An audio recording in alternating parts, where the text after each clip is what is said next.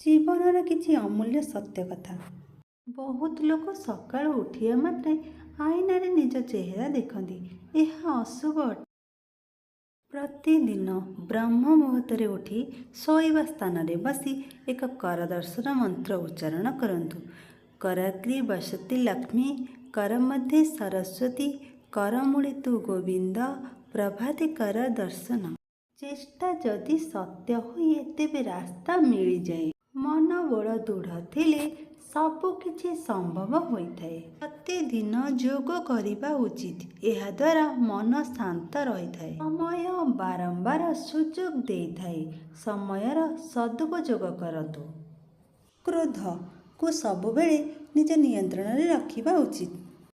ପ୍ରତିଦିନ ହନୁମାନ ଚାଳିଶା ପାଠ କଲେ ଦୁଃଖ ଦୂର ହୋଇଯାଏ। ନିଜର ପ୍ରତ୍ୟେକ ବଚନକୁ ମଧୁର କରିବା ଉଚିତ।